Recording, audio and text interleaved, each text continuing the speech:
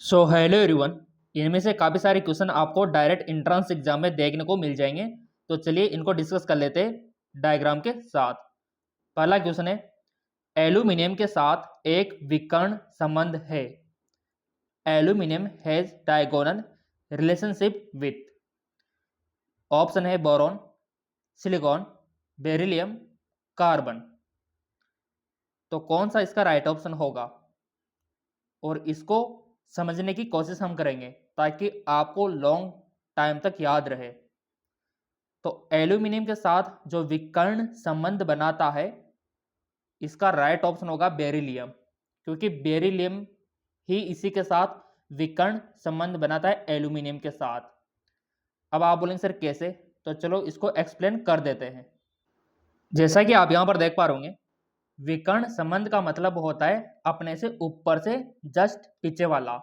जैसे कि एल्यूमिनियम से जस्ट ऊपर क्या है, बोरॉन, तो इससे जस्ट पीछे क्या है, बेरिलियम। यानी कि इस प्रकार से तिरछा जो रिलेशन बनता है विकर्ण, इसको बोलते हैं। अगर मान लो कि एग्जाम में आपसे पूछ लिया जाए कि सिलिकॉन का क्या होगा, तो सिलिकॉन का क्या होगा, विकर्ण संबंध बोरॉन होगा। और आपसे पूछ लिया जाए कि मैग्नीशियम का विकर्ण संबंध क्या होगा, तो लिथियम होगा। ऐसे आपको आंसर करना होता है।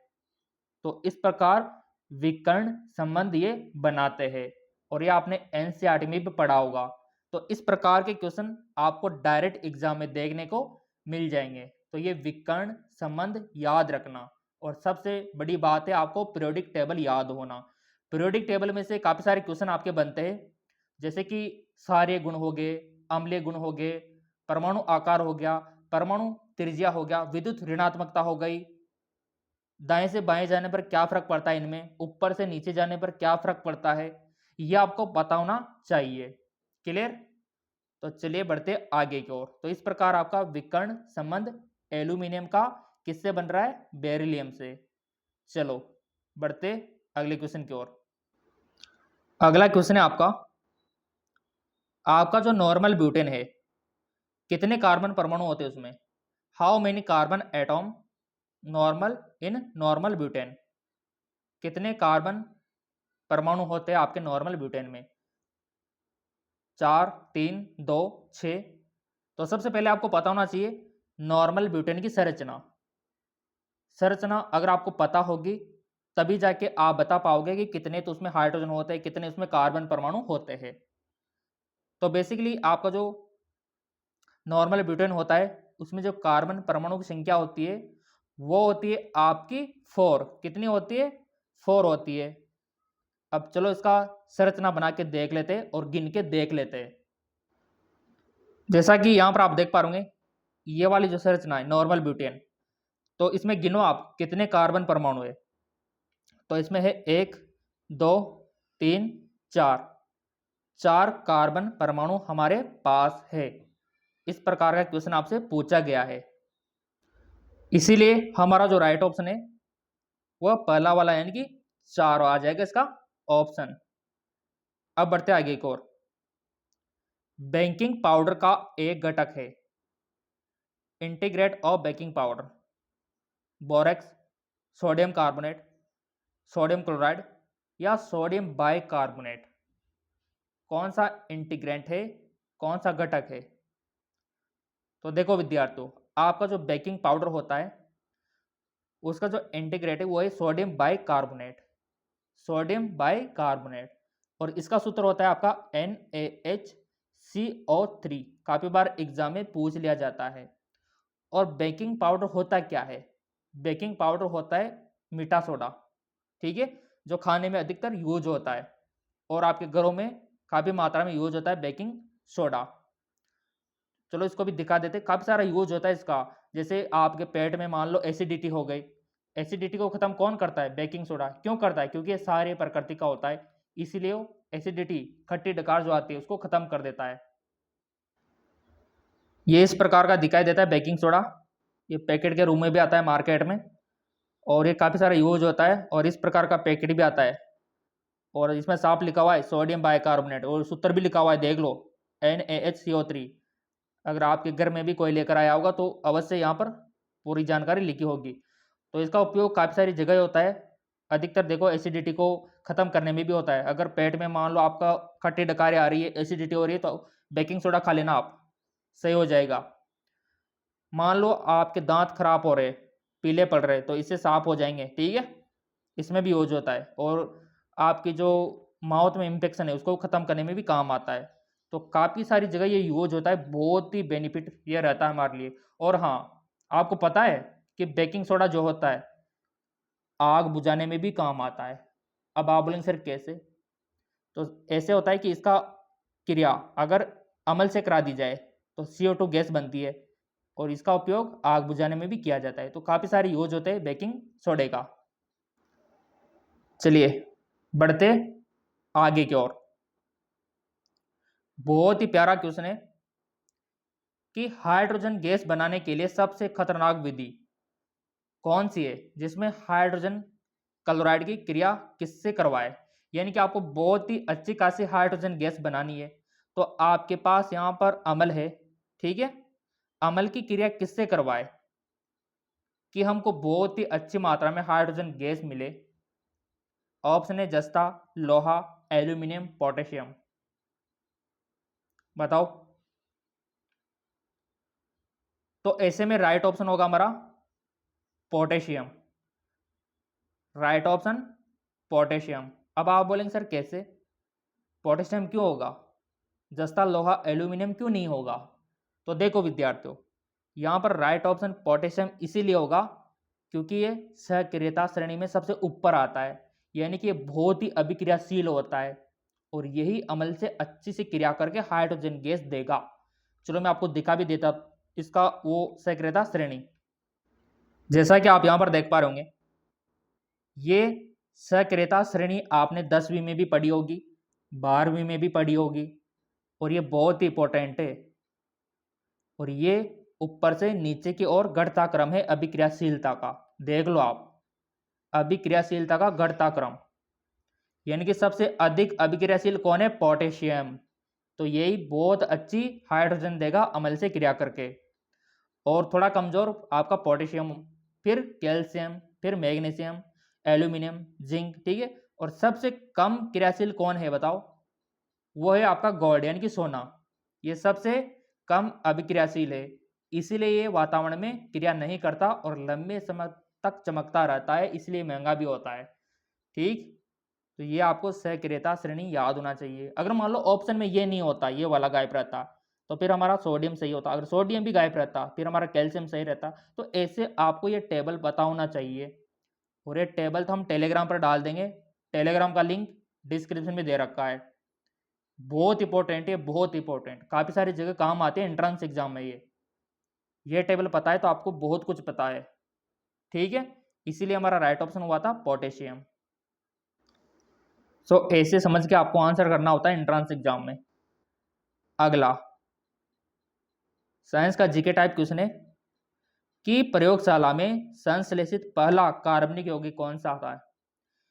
Which is the first organic compound synthesize in the laboratory?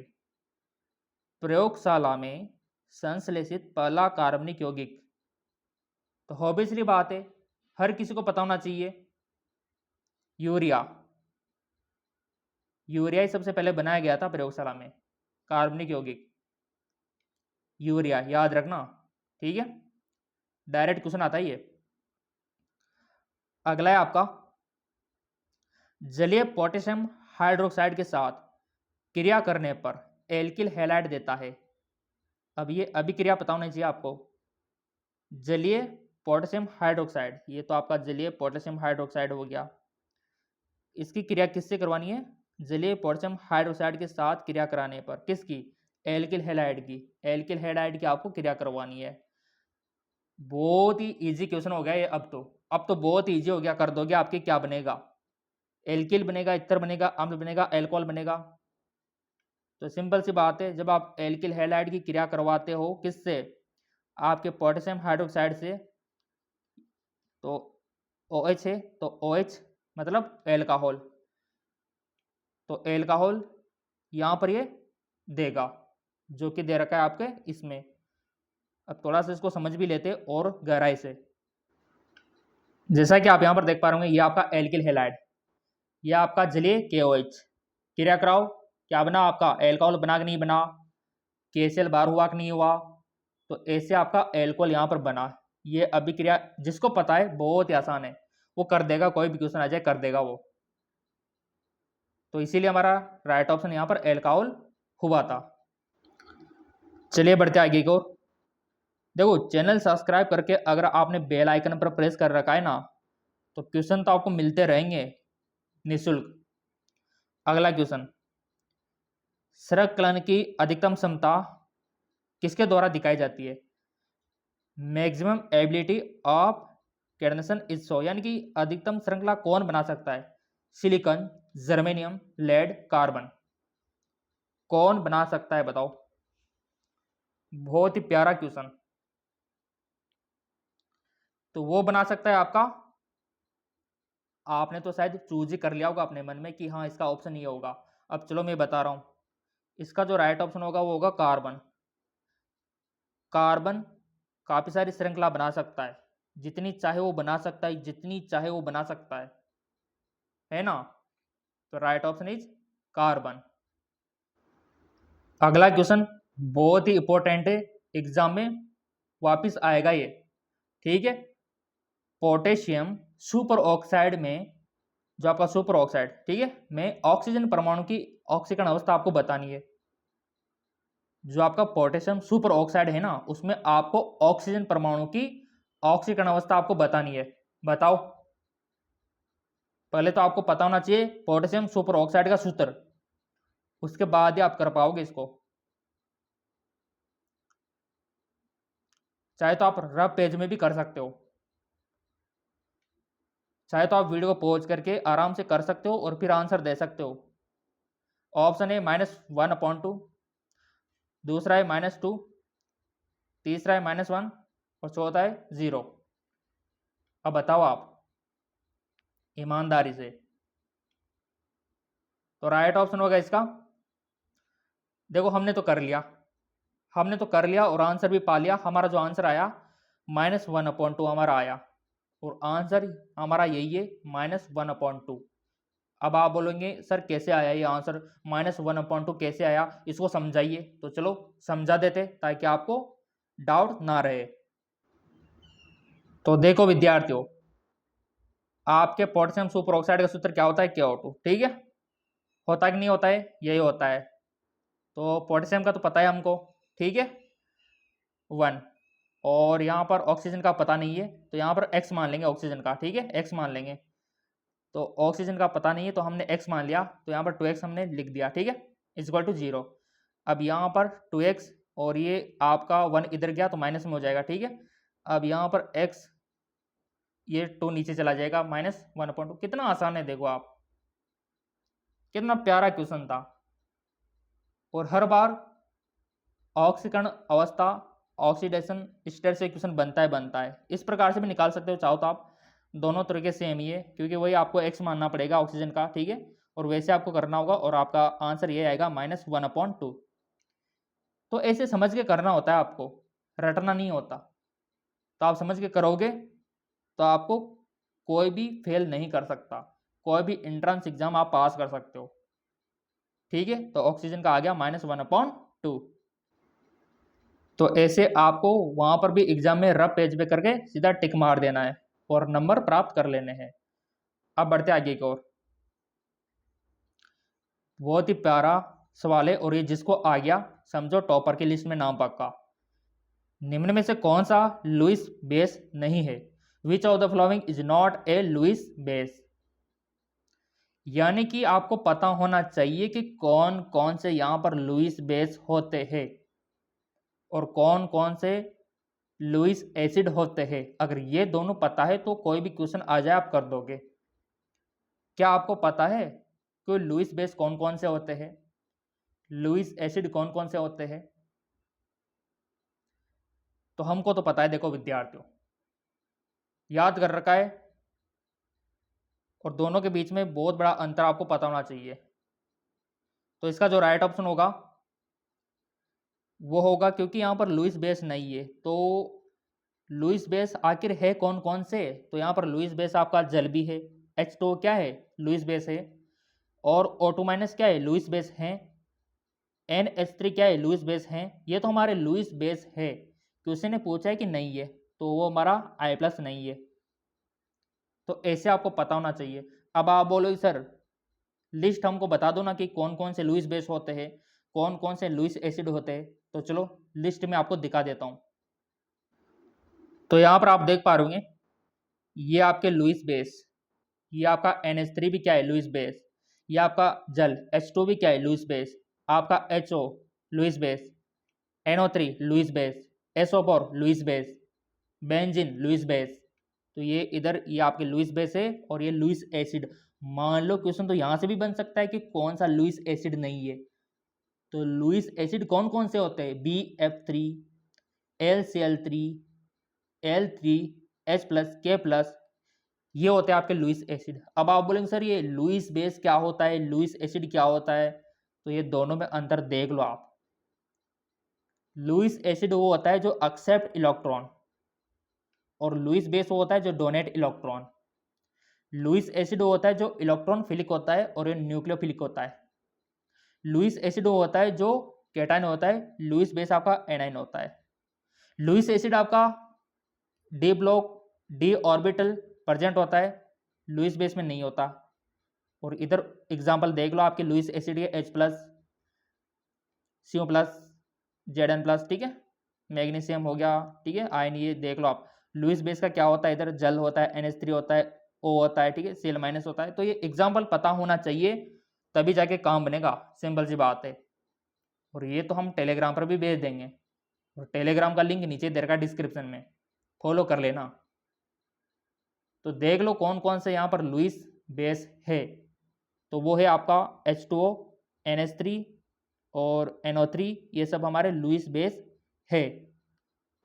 और हमारे क्वेश्चन ने क्या पूछा कि लुईस बेस नहीं है, तो नहीं है तो वो तो यही है, ये कहाँ पर है? बाकी सारे ही लुईस बेस है। ऐसे आंसर करना होता है आपको बच्चों, क्लियर? तो इसीलिए हमारा राइट ऑप्शन क्या हो गया? ये वाला, क्योंकि ये लुईस बेस है ही नहीं, बाकी के सब लुईस बेस है, तीनों के तीनों। चलो बढ़ते आगे की ओर। और ये तो आपको पता होना ही चाहिए, 2 से 3 क्वेश्चन बनते हैं यहाँ से। जैसा कि आप यहाँ पर देख पा रहे होंगे, निम्न में से कौन सा हाइपोनाइट्रस अम्ल है? Which of the following is hyponitrous acid? Hyponitrous acid बताओ। H2N2O2 या फिर HNO2 या फिर HNO4 या फिर HNO3? कौन सा हाइपोनाइट्रस अम्ल है?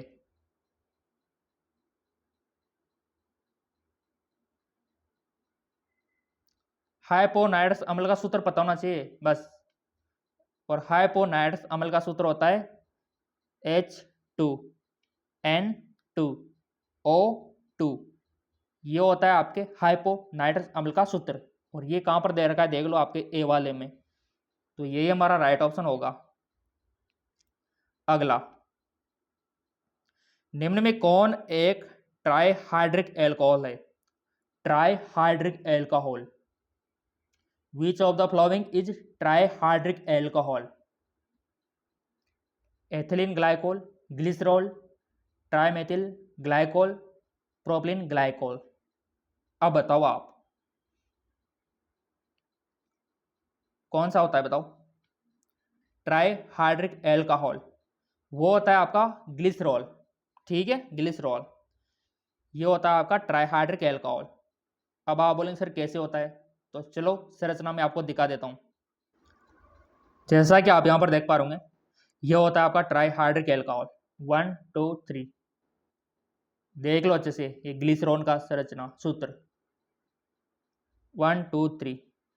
तो ये आपका ग्लिसरॉल, इसको ट्राइहाइड्रिक, ठीक। सो ग्लिसरॉल इज राइट ऑप्शन। अगला, अगला यहां पर, निम्न में कौन सा एक रेडियोधर्मी है? Which of the following is radioactive? Deuterium, tritium, helium, hydrogen. कौन सा रेडियोधर्मी है?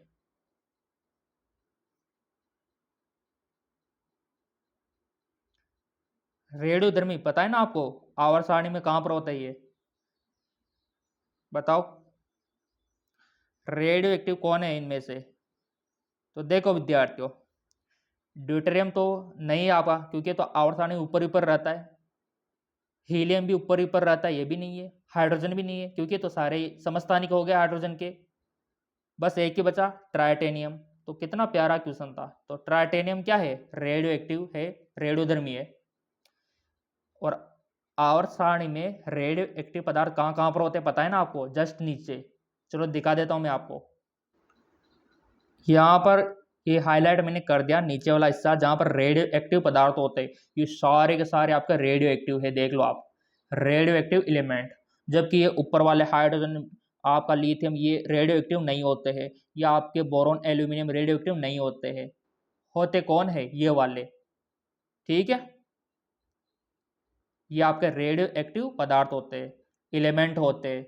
चलो, इसीलिए हमारा राइट ऑप्शन ट्राइटेनियम निकल कर आया। अगला, एप्सोम लवण एक हाइड्रेट है, बताओ। एप्सोम साल्ट, एप्सोम लवण बताओ। तो यहां पर देखो विद्यार्थियों, एप्सोम साल्ट आपने देखा भी होगा, काफी सारों के यहाँ पर घरों में भी यूज होता होगा ये। एप्सोम नमक, नमक क्यों होता है यूं माना आप तो? एप्सोम एक प्रकार का नमक ही होता है। और इसमें क्या होता है ऐसा? इसमें होता है आपका, बताओ पहले आप, या फिर सोचो आप दिमाग में। सोच लिया? चलो, इसमें होता है मैग्नीशियम सल्फेट। क्या होता है? Magnesium sulphate. और ये किस प्रकार का दिखाई देता है? चलो देख लेते हैं इसको। ये इस प्रकार का पैकिंग के रूप में आता है मार्केट में, एप्सोम सॉल्ट। ये होता है एप्सोम सॉल्ट, नमक टाइप का।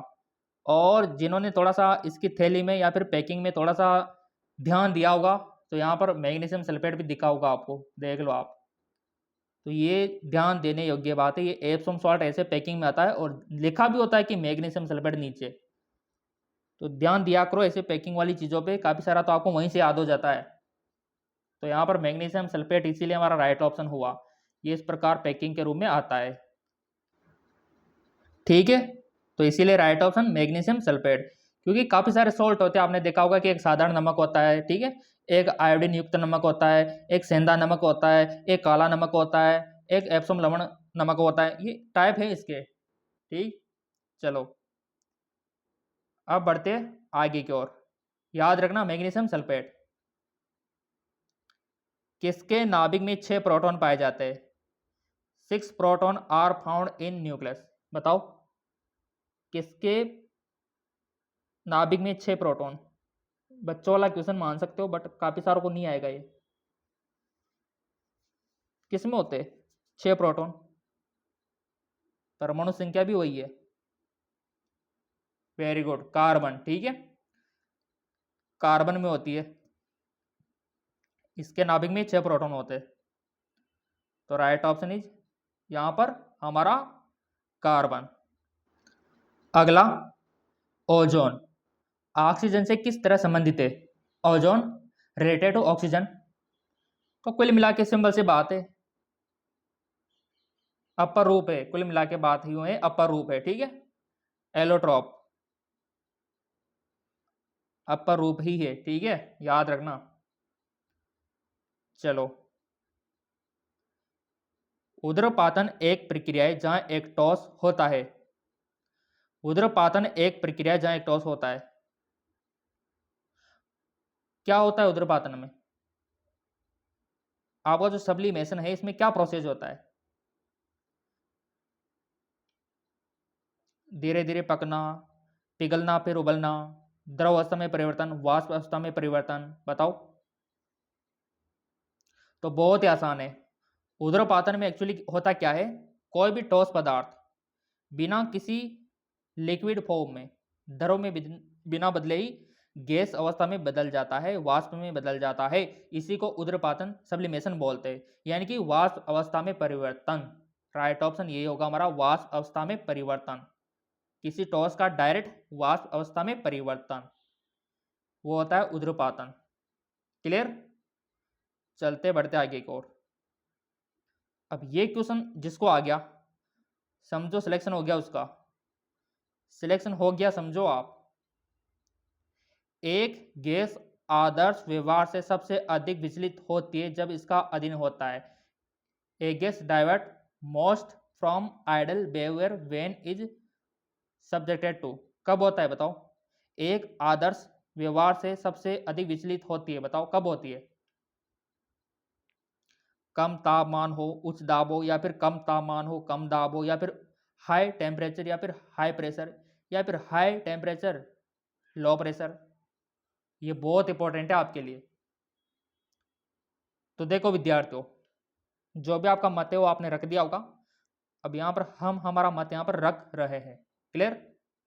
तो एक आदर्श व्यवहार सबसे अधिक विचलित कब होती है? जिसमें आपका कम तापमान, यानी कि इसके लिए आपका जो टेम्परेचर है ना वो कम होना चाहिए, और आपका जो प्रेशर है ना वो हाई होना चाहिए। ये वाली कंडीशन होना चाहिए, कम तापमान उच्च दाब, और ये दे रखा है आपके पहले वाले में। तो यही हमारा क्या होगा? राइट ऑप्शन होगा। तो ऐसे आपको पता रखना है। ज्यामितीय समावेव, ज्यामितीय समावेव क्या होता है इसमें बताओ? ध्रुवीकृत प्रकाश के थल का घूर्णन होता है, या एक असमित कार्बन परमाणु शामिल है, या फिर एक त्रिबंध शामिल है, या फिर कार्बन कार्बन द्विबंध शामिल है। क्या शामिल है इसमें? ज्योमेट्रिक आइसोमर में क्या शामिल है?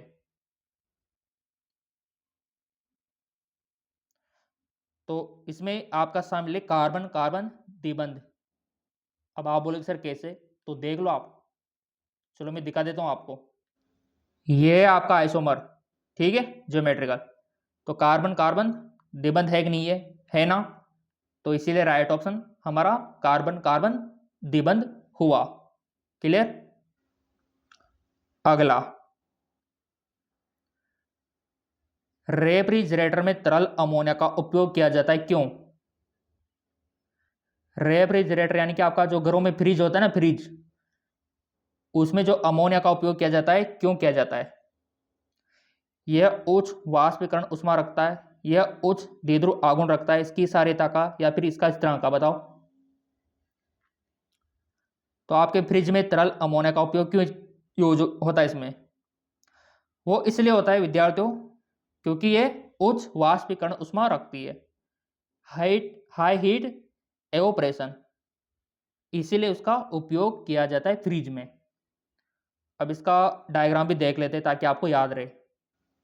जैसा कि आप यहाँ पर देख पा रहे होंगे, ये आपका फ्रिज है, ठीक है, और इसमें ये हीट आउट तो यहाँ से होती है और कोल्ड आउट यहाँ होती है, ठीक है, और ये कंप्रेशन यहाँ होता है और ये ऑपरेशन यहाँ होता है, ठीक है। अब इसमें ये रहा आपका स्पेस फ्रिज का, ठीक है। तो इस प्रकार की क्रिया उसमें रहती है, पूरा का पूरा सिस्टम इस प्रकार से रहता है आपके फ्रिज का, इस प्रकार का। इसीलिए इसका राइट ऑप्शन क्या है? उच्च वाष्पीकरण उष्मा रखती है। अब काफी सारे विद्यार्थियों के कमेंट आते सर ये पूरा का पूरा पीडीएफ हमको चाहिए, तो मिल जाएगा ना आपको।